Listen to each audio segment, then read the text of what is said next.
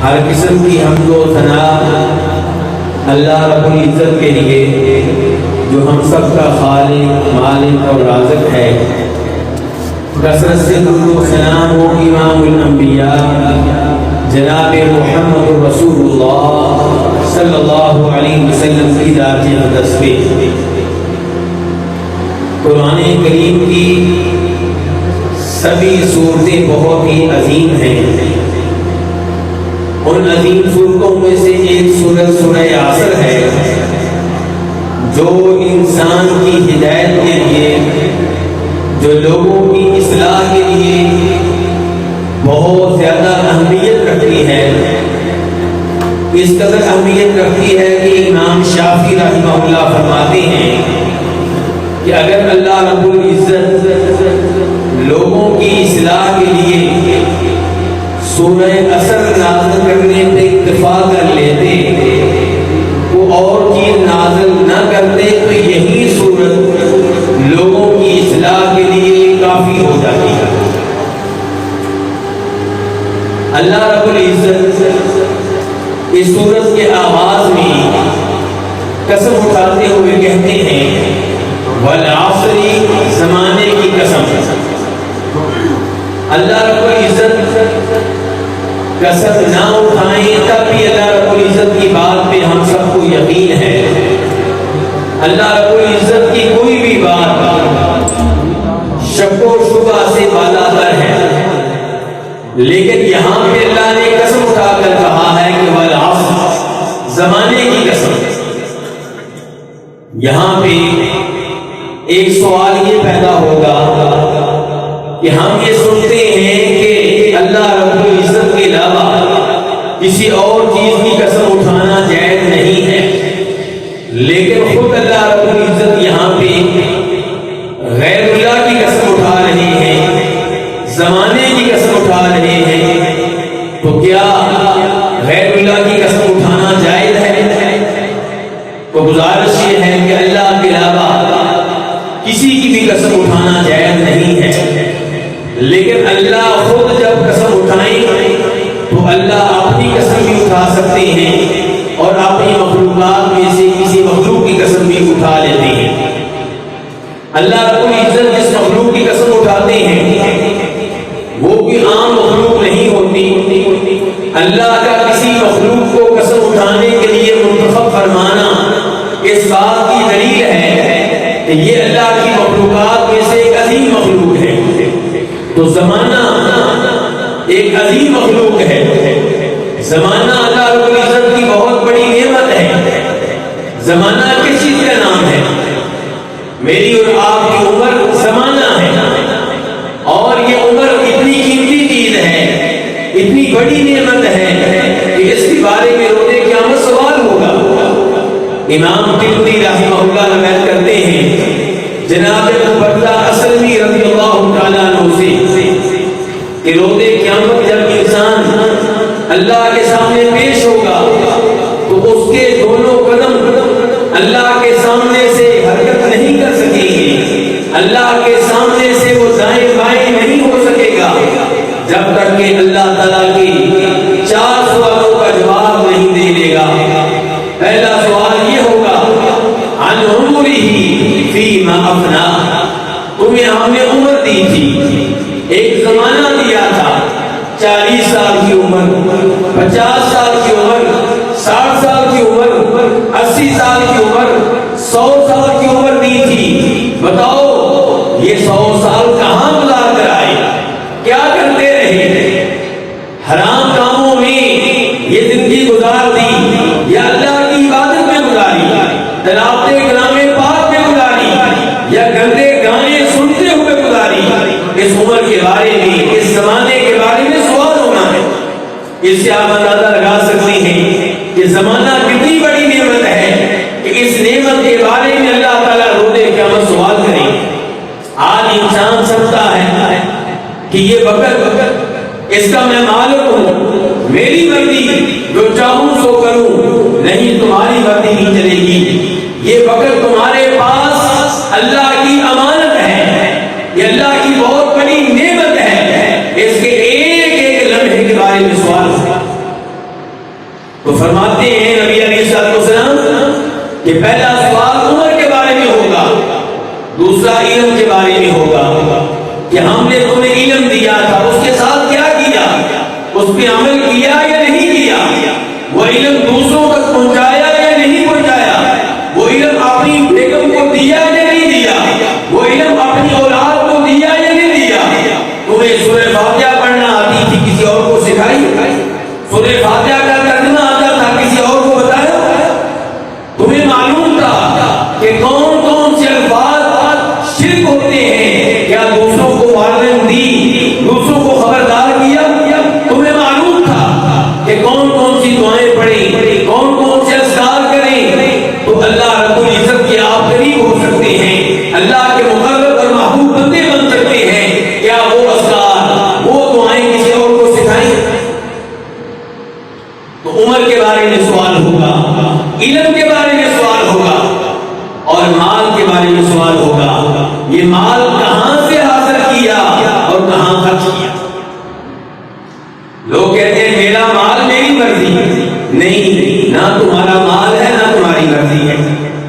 अल्लाह रब्बुल इज्जत का दिया हुआ माल अल्लाह रब्बुल इज्जत पूछेंगे कहां इस्तेमाल किया था, कहां सर्फ किया था, हलाल कामों पे या हराम कामों पे? अल्लाह की मसाजिद तामीर करने पे सर्फ किया या शिर्क की महाफल पे खर्च किया, बिदअत की महाफल पे खर्च किया, नाच गाने पे सर्फ किया, डांस की महफिलों पे सर्फ किया? कहां ये माल सर्फ किया?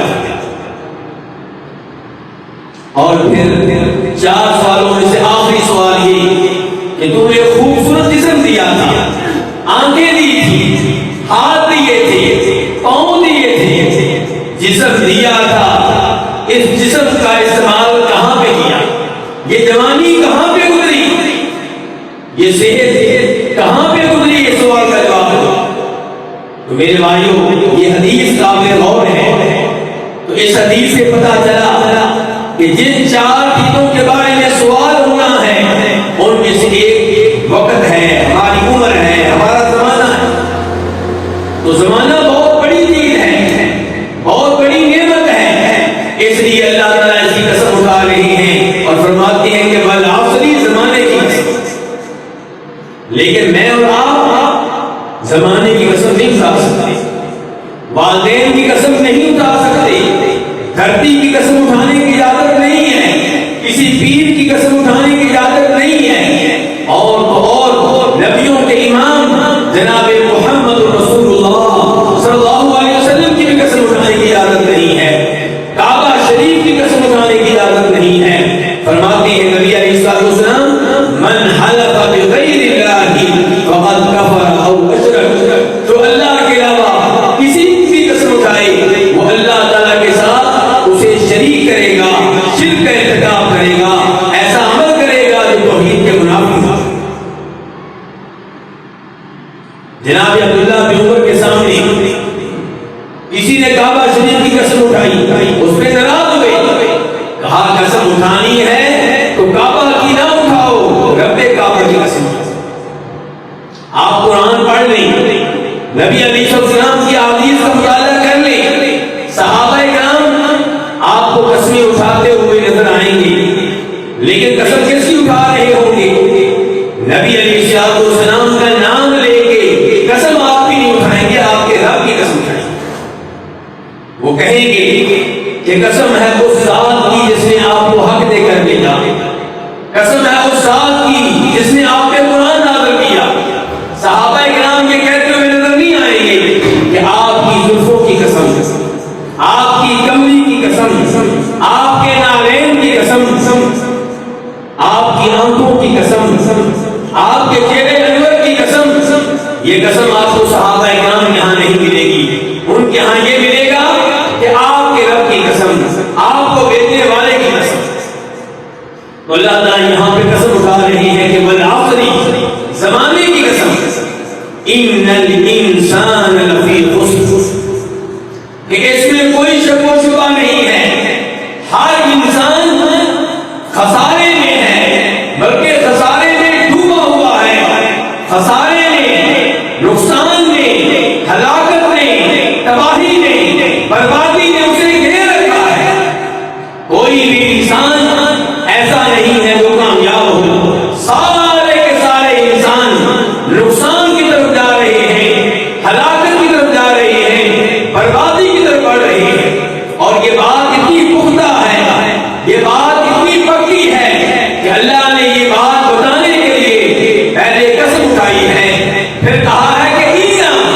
कि जो बात मैं बताने लगा हूं शको शुबा से वालातर है।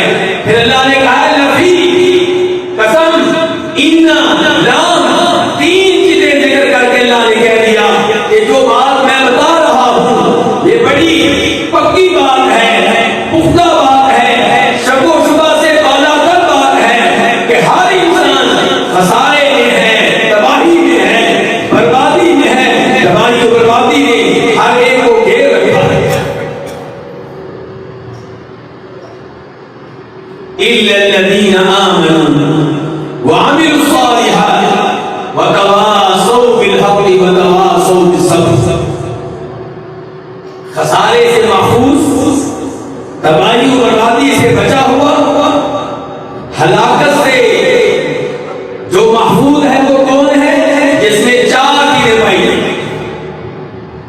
और चारों चीजें पाई गई तो इंसान किसी हद तक खसारे से, नुकसान से, तबाही बर्बादी से बचा हुआ है, वरना इंसान खसारे से महफूज नहीं है। ये चार चीजें क्या है? नंबर एक ईमान, नंबर दो अमाले सालिहात, नंबर तीन एक दूसरे को हक बात कहना, हक बात की तरगीब देना, और चौथे नंबर पे एक दूसरे को सब्र की तरगीब देना। इल्लल्लज़ीना आमनू व अमिलुस सालिहात व तवासौ बिल हक़्क़ि व तवासौ बिस सब्र। मेरे भाइयों, जायजा लें अपना, अपनी वाइफ का, अपने बच्चों का, अपने रिश्तेदारों का कि क्या मेरी वाइफ, मेरे बच्चे नुकसान से महफूज हैं, खसारे से बचे हुए हैं। अगर तो ये चारों औसाफ सही मानों में, मुझ में, आप में, मेरी फैमिली में, आपकी फैमिली में पाए जा रहे हैं, फिर तो हम नुकसान से महफूज हैं, खसारे से बचे हुए हैं। वरना फिर अल्लाह ताला सच्चे हैं कि हर इंसान खसारे में है, हलाकत में है, तबाही और बर्बादी में डूबा हुआ।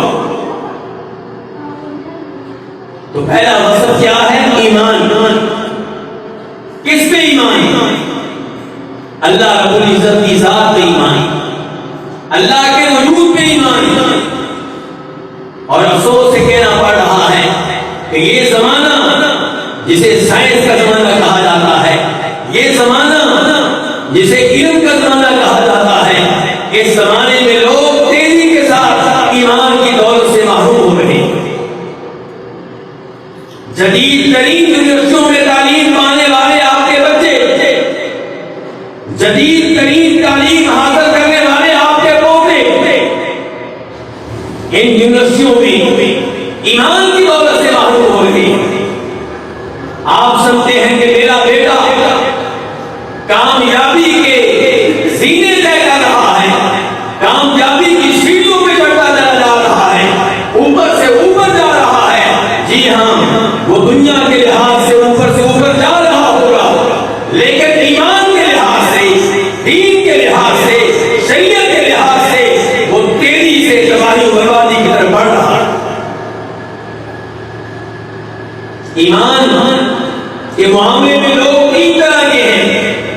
नंबर एक वो जो साफ काफिर है, साफ अल्लाह के मुनकर या अल्लाह के रसूल के मुनकर या आखिरत के मुनकर या कुरान के मुनकर, ये साफ गैर मुस्लिम है, ये साफ काफिर है। दूसरे नंबर पे वो लोग जिनका अल्लाह पे और अल्लाह के रसूल अलैहिस्सलाम पे, कुरान करीम पे, आखिरत पे, फरिश्तों पे, तकदीर पे ईमान है, लेकिन ईमान में डामाडोल है। जब कभी तलागंज में आते हैं, मस्जिद में जुमा के लिए जाते हैं, मौलवी साहब की बातें सुनते हैं, ईमान पुख्ता होता है, और जब वापस यूनिवर्सिटी में जाते हैं, कई महीने जुमा नहीं पढ़ते और प्रोफेसर की बातें सुनते हैं, वो कभी अल्लाह के बारे में अजीब-ओ-गरीब बातें कर रहा होता है, कभी आखिरत के बारे में अजीब-ओ-गरीब बातें कर रहा होता है, कभी कुरान के बारे में अजीब-ओ-गरीब बातें कर रहा होता है। तब इनका ईमान डामाडोल हो जाता है। फिर सोचते हैं पता नहीं अल्लाह है कि नहीं, पता नहीं रसूल आए थे कि नहीं आए थे। आदम अलैहिस्सलाम हमें क्या पता, ये तो मौलवी कहते हैं हमें क्या पता कि वो आए थे कि नहीं आए थे। दज्जाल आएगा कि नहीं आएगा अल्लाह बेहतर जानता है।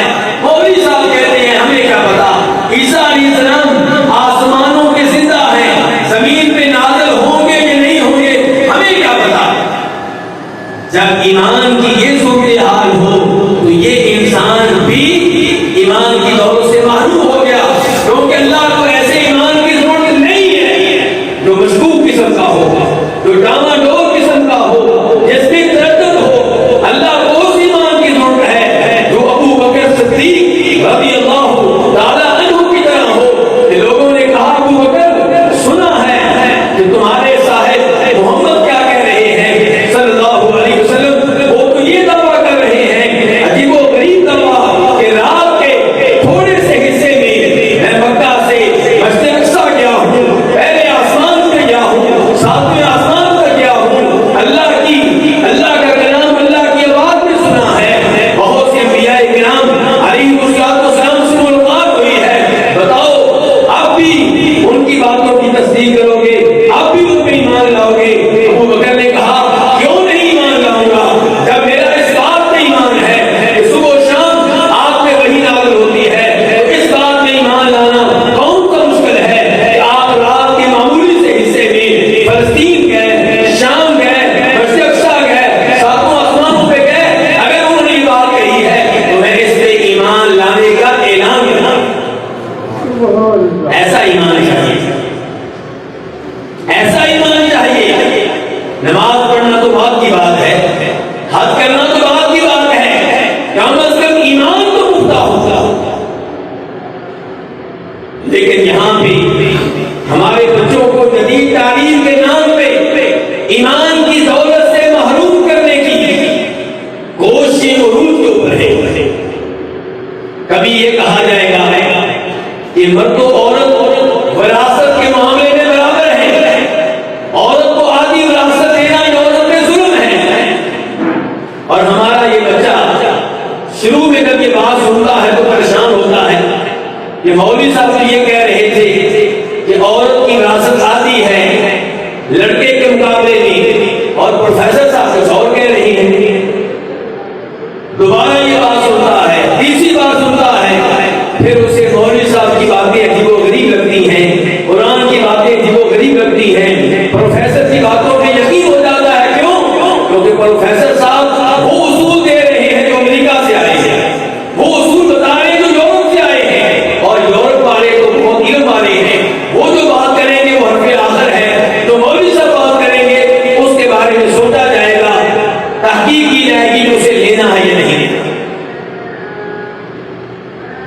जब कोई इंसान ये नजरिया बना ले कि मर्द और औरत विरासत में बराबर हैं, औरत को आधी विरासत देना जुल्म है, तो सोचिए फिर ये जुल्म किसने किया? ये जुल्म किस किताब में आया है? इस जुल्म को कौन से नबी लेकर आए हैं? हालांकि औरत को आधी विरासत देना जुल्म नहीं, ये अदल और इंसाफ है, और औरत को विरासत में मर्द के बराबर करना ये जुल्म है। आपके घर में बच्चे हैं, 5 साल के बच्चे और 15 साल के बच्चे का खर्चा बराबर नहीं हो सकता। अगर कोई ये कहे कि मैं अपने घर में बराबरी करूंगा, 5 साल के बच्चे और 15 साल के बच्चे को खर्चा बराबर मिलेगा, उसको भी 2 रोटियां मिलेंगी, उसको भी 2 रोटियां मिलेंगी, तो ये क्या होगा? ये जुल्म है। इस्लाम में बराबरी नहीं है। इस्लाम में क्या है? तो इंसाफ, जिसका जितना हक बनता है उसे उतना हक दिया है। अगर औरत की विरासत आधी है तो औरत से शरीयत की मुतालबा नहीं करती कि तूने खामद के लिए माल कमाना है, तूने बच्चों के लिए कमाना है, तूने अपने वालिदैन को कमा कर देना है। लड़के के ऊपर जिम्मेदारियां हैं, बीवी का खर्चा तुम्हारे जिम्मे, बच्चों का खर्चा तुम्हारे जिम्मे, वालिदैन का खर्चा तुम्हारे जिम्मे। ये मैंने एक मिसाल दी है हमारे नौजवानों के ईमान के कमजोर होने की। ऐसी कई मिसालें हैं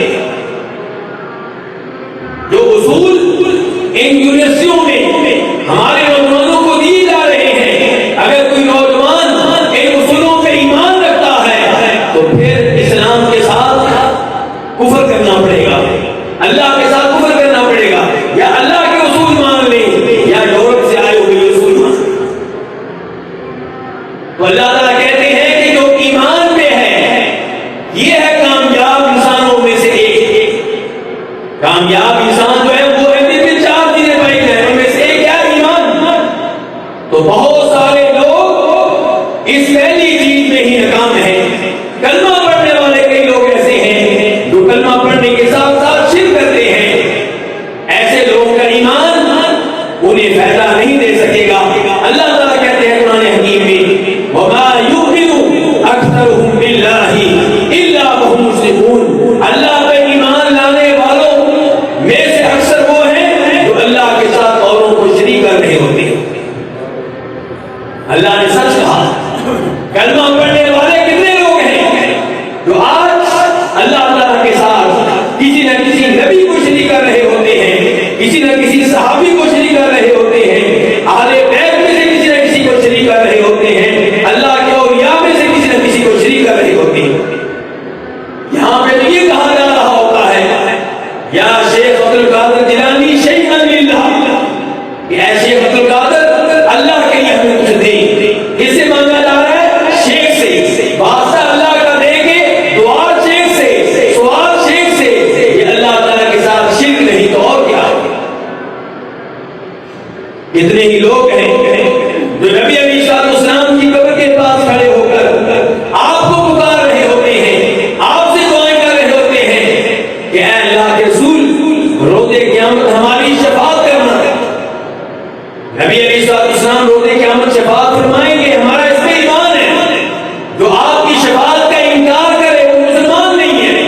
लेकिन शफाअत आपकी होगी, फर्जी आसमान वाले की करेगी। दुआ आपसे नहीं करनी, दुआ अल्लाह से करनी है कि या अल्लाह मुझे उनमें शामिल फरमा जिनकी नबी अलैहिस्सलाम रोज़े क़यामत शफाअत करें। लेकिन जब कोई नबी अलैहिस्सलाम को पुकारेगा कि आप हमारी शफाअत कीजिएगा, तो ये पुकारना दुआ है, और दुआ बहुत कदीम इबादत है।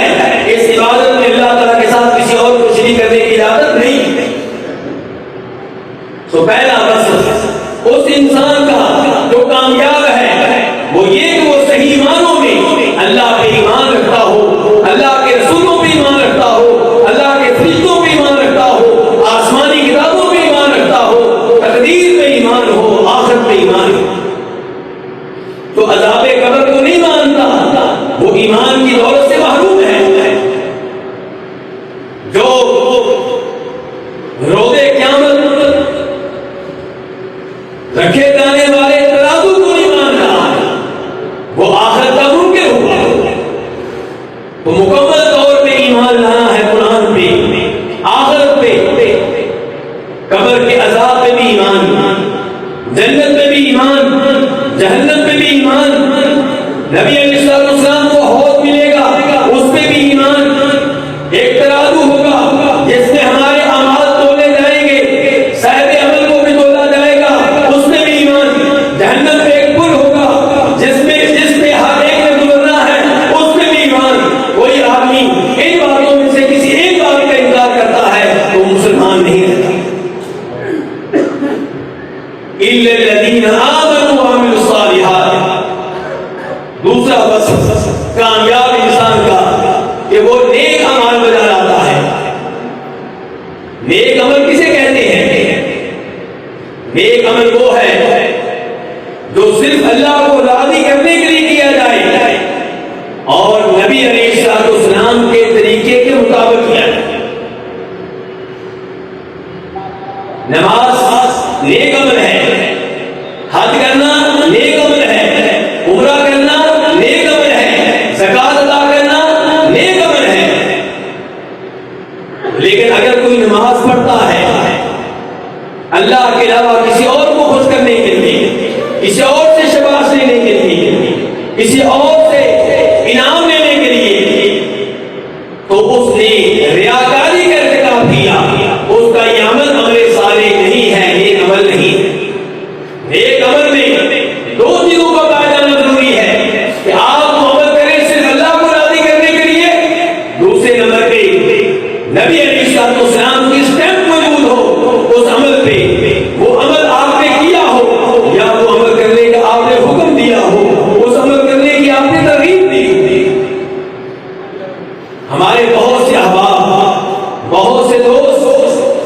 ईद मिलादुन नबी सल्लल्लाहु अलैहि वसल्लम मनाते हैं, इसलिए अल्लाह को राजी करने के लिए नबी अलैहिस्सलाम से मोहब्बत के इजहार के तौर पे हमें ऐसे दोस्तों की नीयत में शक व शुबा नहीं है, लेकिन उनके अमल पे नबी अलैहिस्सलाम की स्टैम्प मौजूद नहीं है, आपकी तस्दीक मौजूद नहीं है, तो ये अमल अमले साले नहीं है।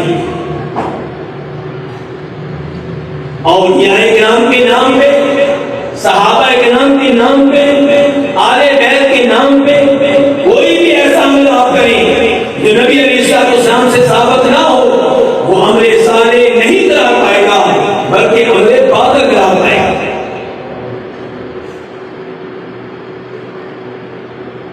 इमाम तिरमिज़ी रिवायत करते हैं कि एक बार जनाब अब्दुल्ला बिन उमर तशरीफ फरमा थे, उनके सामने एक आदमी ने छींक ली और छींक लेने के बाद कहा अल्हम्दुलिल्लाह वस्सलामु अला रसूलिल्लाह।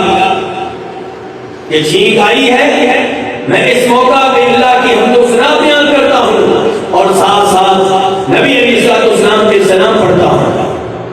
अब्दुल्ला बिन उमर उस आदमी पे शदीद नाराज हुए, कहने लगे छींक आने पे ये अल्फाज कहने का तरीका मुझे भी आता है, लेकिन नबी अलैहिस्सलाम ने छींक आने पे अल्हम्दुलिल्लाह कहने के बारे में तालीमात दी हैं। उस मौका पे आपने ये तालीमात नहीं दी कि मेरे ऊपर सलाम पढ़ो। आपको सलाम पढ़ना चाहिए, बार बार पढ़ना चाहिए, लेकिन जिस मौका पे सलाम पढ़ना सिखाया नहीं गया उस मौका पे पढ़ेंगे तो ये अमरे साले नहीं होगा, बल्कि आपके दीन को तब्दील करना होगा, आपके दीन में इजाफा करने के मुताबिक होगा। अज़ान नबी अलैहिस्सलाम के जमाने में हुआ करती थी, मुसलसल होती रही है। जनाब बिलाल आपके मुअज्जिन हैं, कोई एक हदीस साबित नहीं है कि जिसमें आता हो कि अज़ान से पहले, अल्लाहु अकबर से पहले उन्होंने कभी औज़ु बिल्लाह पढ़ी हो या बिस्मिल्लाह पढ़ी हो या अल्हम्दुलिल्लाह कहा हो या सलातो व सलाम अलैका या रसूलल्लाह कहा हो। आज के अल्फाज तसद्दुर के साथ हमारी मसाजद की अज़ानों के साथ कहे जा रहे हैं, जबकि ये नबी अलैहिस्सलाम से साबित नहीं है। तो ऐसे उमूर को अमरे साले करार नहीं दिया जा सकता। अमरे साले क्या है? अल्लाह को राजी करने के लिए हराम कामों से दूर रहना, ये भी अमरे साले है। सूद से दूर रहना, शराब से दूर रहना, गैर औरतों से दूर रहना, कत्ल व गारत से दूर रहना, दूसरों का माल उससे दूर रहना, उस पे कब्जा करने की कोशिश ना करना, ये सारे अमाल भी हमारे साले हैं अगर हम ये अल्लाह रब्बुल इज्जत की वजह से करें। तो कामयाब इंसान कौन है? जिसमें चार खूबियां पाई जाएं, चार औसाफ पाए जाएं। पहले नंबर पे ईमान, जिसमें कोई शक व शुबा ना हो, जिसमें कोई तरद्दुद ना हो। दूसरे नंबर पे आमाले सालिहा। उसके बाद अल्लाह ताला कहते हैं तीसरा वसफ ये होना चाहिए कि वतवासौ बिल हक, नमाज